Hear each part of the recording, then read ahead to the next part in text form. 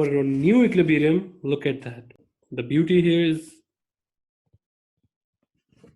that is the previous equilibrium quantity and the previous equilibrium price. The new equilibrium would be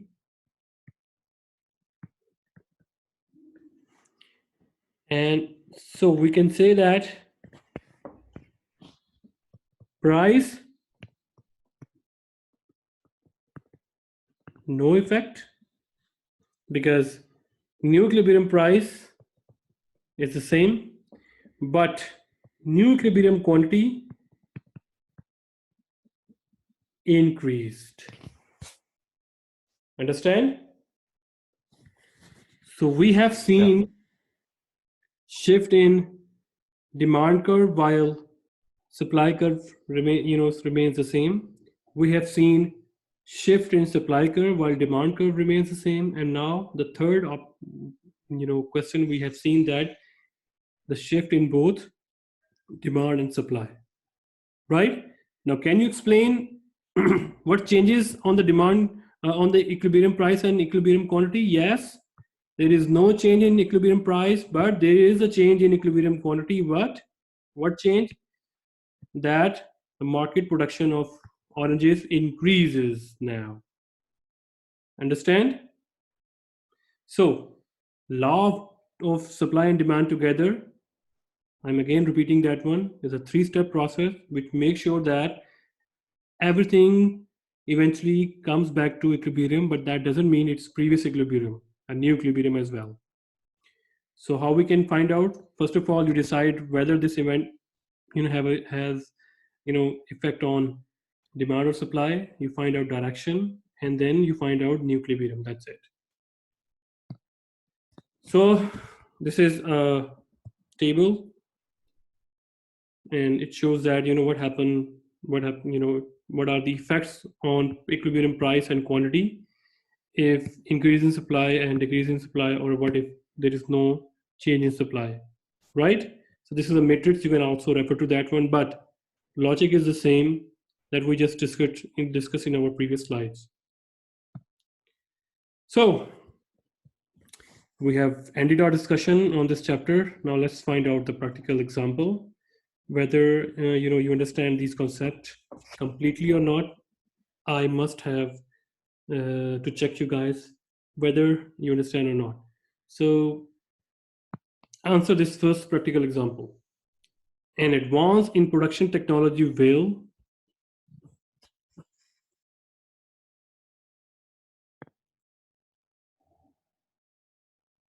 you? Yeah. What is the answer here? Have to read first.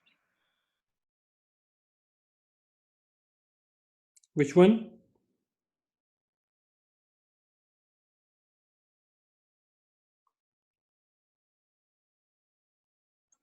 I think C. Well done. Why? Because technology belongs to supply, one of the variable in supply curve that causes supply curve to shift, not the demand curve to shift. Very nice answer. How about this practical example? If excess demand exists in a market, we know that the actual price is excess demand means shortage.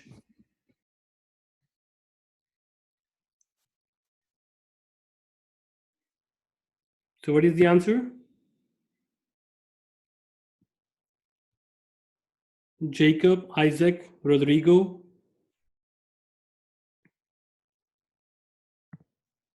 Give me a second. Sure.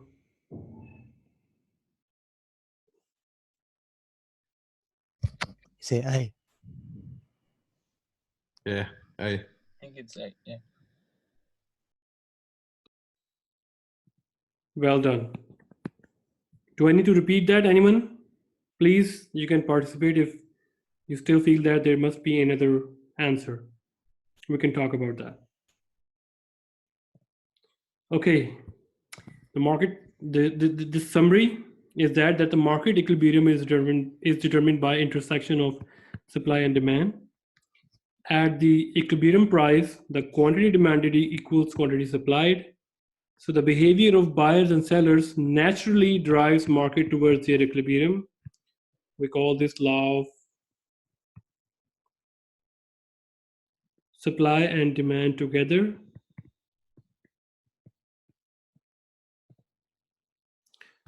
To analyze how any event influences the market, we should use supply-demand diagram to examine how the event affects the equilibrium price and quantity. So the three-step process, right? We just finished that.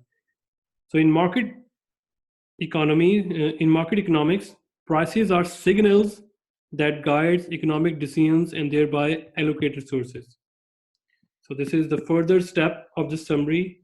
That is, if you see a price in the market and if the market price is greater than equilibrium price, then you can expect what this market is going to be. So if the market price is greater than the equilibrium price, you already know that this is the case of surplus. Why? Because at that point, quantity supplied is greater than quantity demanded. So how we allocate resources? So it means we allocated more resources on the supply of this goods. So it's better to get rid of that resources by giving them discount, lowering the price, right? So that the market eventually comes back to equilibrium. Okay, that's all. So this is the auto class activity. And what I require from you, you go to the website of Ethical Consumer, and here is a link I pasted here, and you look up the list of the boycotts. So here is the link as well. So you can choose one of the boycotts and use a demand and supply diagram to show what effect the boycott might be expected to have. For example, what if, for example, any company's product is boycotted, so you can expect that what will happen. It will affect its demand or supply, and what will happen is the price in the market or quantity in the market. For example, the supply, or sorry, the demand decreases, then what happened? Quantity decrease and the price decrease as well, right?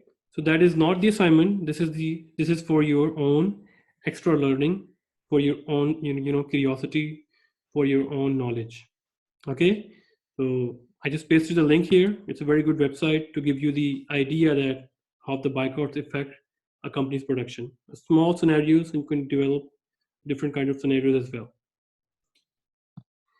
Here we go. So the assignment 1, I would be pasting this assignment went on Blackboard and on our WeChat group as well. So all you have to do, you have to solve this assignment. So I would be allowing you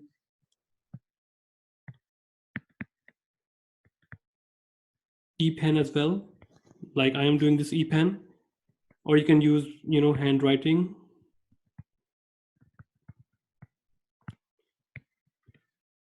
I won't be accepting accepting the assignment which is typed, because that will encourage the chances for plagiarism or copying or cheating, which will be unjust for those students who are hardworking, or it is not fair to those students that somebody copy and paste, change the formatting and submit it. And then how you can submit that one? You solve it, take pictures, and paste it to Word file, doc or docx. You rename it as your student ID. For example, ID is 1037182, and then space, your name, and then assignment number. For example, assignment 1, right? So the question is why I require the Word file, because I'm using this Surface Book, and on that Surface Book, it works pretty. The pen works pretty well on Word file, so it will help me to give you feedback on time. Okay, so you can also send me the PDF, but in PDF, this pen, the E-pen that I'm using, it works very slow, and it's very hard to check the assignment on PDF file, especially in Surface Book. Okay, so that is what I have, I am requesting you to use a Word file. So why I require this rename? Because I need to submit all of your assignments and midterm and final term to the office. So it will be helpful for you guys to recheck your assignments and your final or midterm if you ask. So I need to check my midterm or my assignments whether I have submitted or what was my score. I need to check. So you can refer to the office. It would be very helpful for the office to locate your assignment, right? So they can easily type in their search box, right? And they can just put your name or whatsoever, and your assignment will pop up and they will give it to you, right? So I just require these two things, these three things. First, I'm allowing you either you use ePen, right? But I'm not allowing you to use like typing, right? Plus, you have to send your assignment in Word file. How you can do that? Solve your assignment, take a picture, save it to the Word file, and that's it. If you are using, ePen, then you can solve the assignment on the PDF on the Word file as well. So I will be sending you assignment in Word file. Okay, all you have to do, you submit it by renaming first your student ID space your name space assignment and then number, right? And where you submit your assignment, you have two options. Either you can email me. My email is jamalhcc@hotmail. It's already mentioned on our syllabus. Or you can WeChat me, personal WeChat, PM me, private message on my WeChat as well. You can also, if I'm not added to your WeChat, you can also send me a request. Okay, everything is clear? Yep. Yeah, thank you. Yes. Okay, I would be sending you today's PDF, the lecture and assignment. And after uploading, I will be sending you the links as well. Okay, any question? If not, then our class is finished. Okay, thank you. Bye. Okay, take care. Bye, sir. Take care. Thank you, Bye. bye. Have a great weekend.